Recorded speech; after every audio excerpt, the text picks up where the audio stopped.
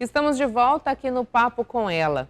Situada entre duas avenidas movimentadas de Cuiabá, a Praça 8 de Abril foi recém-reformada e traz muito da história da capital, sendo considerada uma das mais antigas do município. Até 1978, o local era denominado Praça Barão de Maracaju. No entanto, no mês de abril do mesmo ano, por determinação do prefeito Manuel Antônio Rodrigues Palma, passou a ser chamada Praça 8 de Abril, uma homenagem à data de fundação da cidade.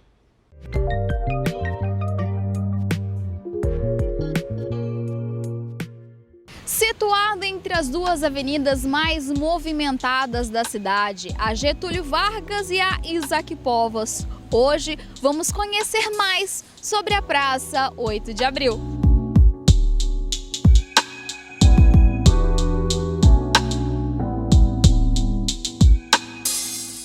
Os primeiros relatos daquele espaço remontam ainda da década de 40, 50, quando começou as primeiras obras públicas de infraestrutura e de praças e de vias. Quando, por exemplo, foi aberta a Avenida Getúlio Vargas, inclusive ligando o centro até aquela região. A fundação da praça é anterior à década de 70, sancionada pelo então prefeito José Torres. E o primeiro nome foi Barão de Maracaju.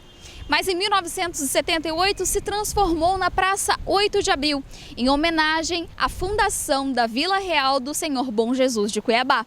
Passou historicamente por algumas outras reformas, teve seus momentos de auge e, sim, como conta a história, também de uso mais do baixo meretrício, na década principalmente de 70 e 80, depois ela se recuperou, se reinventou com o comércio e com o crescimento da cidade, e é onde a gente vem assim, já no passado mais próximo, já em 2008, que ela passou por uma grande reforma, que foi quando inclusive instalado os monumentos lá da praça. Uma calmaria bem no centro da capital mato-grossense. A reforma foi entregue há poucos dias e bem aqui no coreto da praça deverá ser realizadas diversas manifestações culturais. Foi uma das coisas que a gente priorizou ali, é a questão da manutenção dessa possibilidade pluricultural e de manifestações artísticas naquele espaço. Por ser um ponto central, já existia uma infraestrutura instalada com sanitários, a gente procurou trabalhar mais a questão da recuperação desse espaço, trocando todo o telhado, recuperando os sanitários e tal, e novamente envolvendo a comunidade no entorno ali para nos ajudar na manutenção desse espaço público, que assim, a gente verifica que assim, a gente tem espaços extremamente ricos, culturalmente falando, e que a gente não se reconhece neles. É justamente essa humanização que a gente vem buscando, é justamente trabalhar a questão desse reconhecimento da população dentro da nossa, e a valorização da nossa cultura, que é muito rica.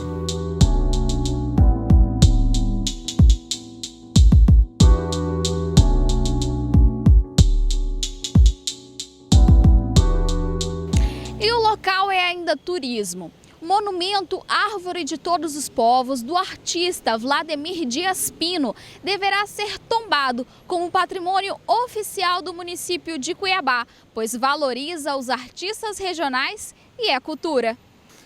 A ideia é a gente recuperar a questão dos pontos turísticos e esses marcos que a gente colocou lá e devolver para a cidade justamente esse prazer da gente ter um espaço público de qualidade, mais acessível, para que a população possa de fato se reconhecer ali e ajudar a prefeitura a cuidar desses espaços. Gostou? Então venha conhecer esse belo ponto de encontro dos moradores e passagem de quem vive o dia todo na correria. Espaço extremamente confortável, arborizado, acessível e assim com um comércio muito pujante ali, tanto de restaurantes, de bares e lojas. Assim, é um espaço que vale a pena a gente conhecer e transitar e caminhar pela nossa cidade, principalmente nessa área central.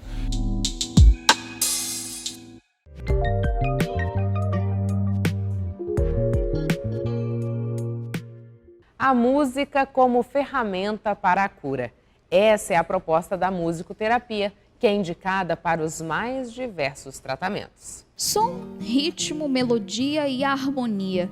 Tudo isso é usado para a reabilitação física, mental e social das pessoas. Essa é a musicoterapia, que realiza um tratamento através da alegria, do prazer que é ouvir ou criar uma música.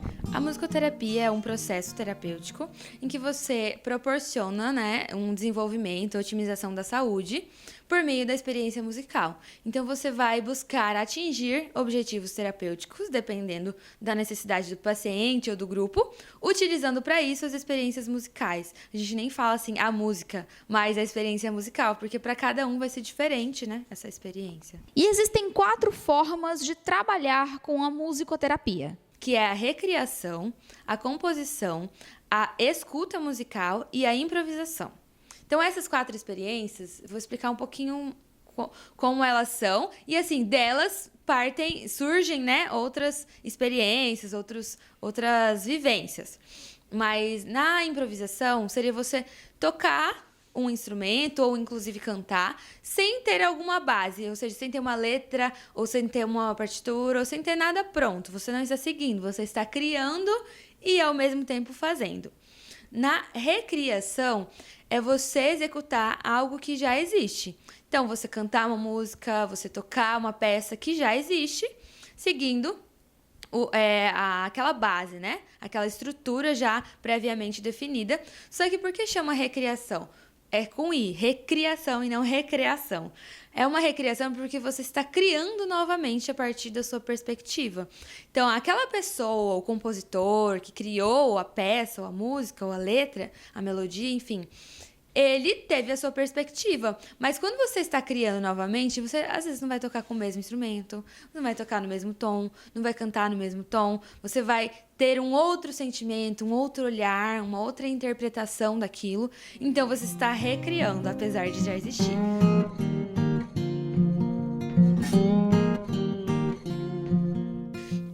Na composição, seria você criar algo novo, Mas a diferença entre compor e improvisar é que quando você improvisa, isso não é documentado. Você não tem interesse de reproduzir isso posteriormente. Quando você compõe, você anota, você coloca na partitura, você grava, para que isso possa ser reproduzido.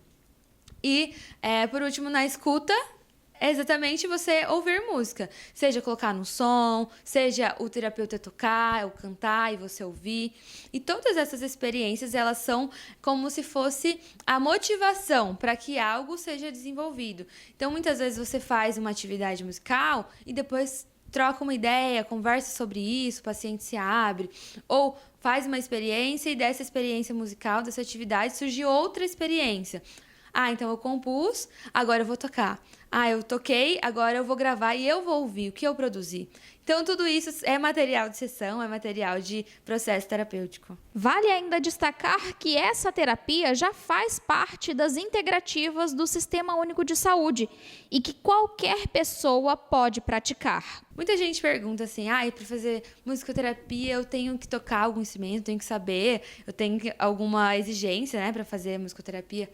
Assim, primeiro, gostar de música, querer fazer a terapia.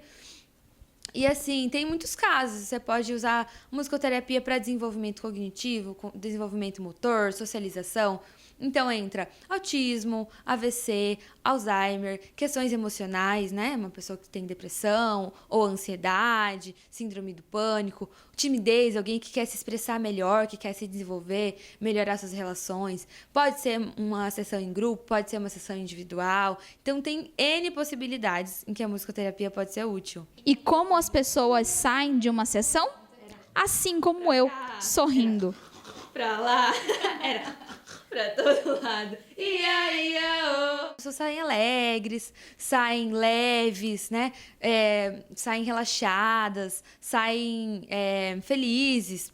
Criança, por exemplo, sai muito assim, entusiasmada, alegre e tal. Porque é como se fosse uma brincadeira, na verdade.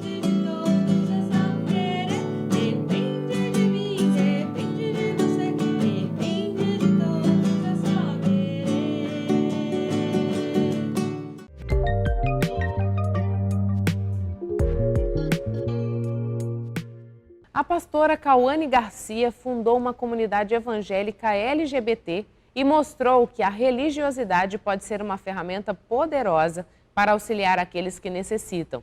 Com essa atitude, Cauane mostra que a empatia, o respeito e o acolhimento são as maiores lições deixadas por Jesus.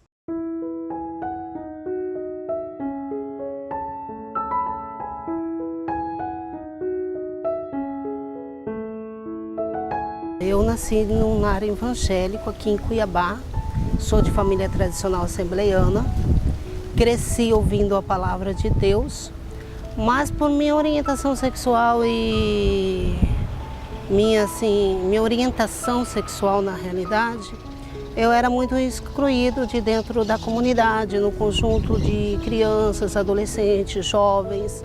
Depois me tornei jovem e gostava muito de louvar, eu era excluída. E logo depois eu tive a oportunidade de ir para São Paulo, Carapicuíba. E ali eu conheci a pastora Lana Holder, que saiu também de dentro da Assembleia de Deus, que é da comunidade de refúgio.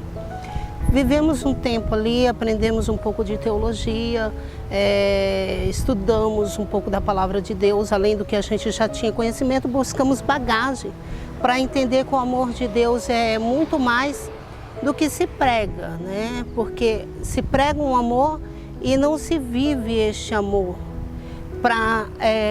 Este amor, enquanto se interessa, este amor é vivido. E a partir do momento que não interessa, as pessoas são excluídas deste amor. Chegando aqui, devido ao preconceito da família, dos amigos, eu resolvi voltar para dentro do armário, né, que é muito usado esse termo, e me esconder de novo e tentar um casamento, uma relação com uma mulher. Né? Casei com essa mulher, infelizmente não deu certo, vivemos 4 anos, dessa relação nasceu um anjo, né? Um filhinho que é abençoado por Deus. E depois nós tomamos a decisão agora, em 2018, então, de reassumir após um culto que tivemos um preconceito muito grande. Eu fui louvar em um congresso que eu era uma das convidadas, né? Até no momento era o bispo Marcelo Moura. E eu fui louvar e uma pessoa tirou sarro de mim e disse: com essa voz o Senhor não engana ninguém. E aí eu disse: então, se esta minha voz me acusa o que realmente eu sou, eu prefiro então sair dessa madre de paternidade que existe dentro da igreja evangélica e colocar meu rosto à disposição da comunidade cuiabana e do estado de Mato Grosso e fundar então a primeira igreja inclusiva, chamada Reviver, na realidade, né? E nós então fundamos a comunidade Reviver. Ela ser também um braço estendido da palavra de Deus em acolher. Porque nós vemos hoje muitos adolescentes, né, que quando se descobrem, muitos jovens quando se descobrem, encontram na família, no lugar de encontrar um abrigo, um apoio, eles encontram o excluir.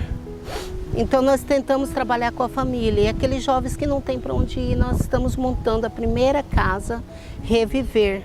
Este mesmo acolhimento que eu recebi e pude acreditar e acredito que Deus não é só para aquela nata de pessoas que a sociedade olha, se é hominho, se é mulher, mulher, né? Não. Jesus é para todos os excluídos, Jesus é para o gay, Jesus é para a lésbica, Jesus é para aquela moça que está ali no zero ou então está em outra esquina. Jesus veio para este tipo de pessoa.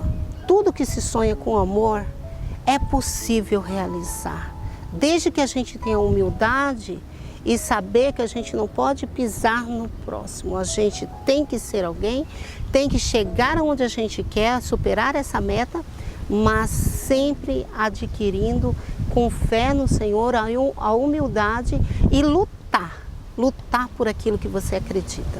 Chegamos ao fim de mais uma edição do Papo com Ela e hoje a gente falou aqui sobre o empreendedorismo. ficou claro que empreender não é só abrir o seu próprio negócio, mas também deixar o seu legado onde quer que você passe e esteja. Lembrando que o Papo com Ela vai ao ar todo domingo às 10 da noite. Nosso horário alternativo é quinta-feira, 1 da tarde. Você pode dar a sua contribuição sugerindo temas para a gente através do e-mail papocomelatbo@gmail.com ou também pelo Instagram, @papocomela. Até a próxima semana.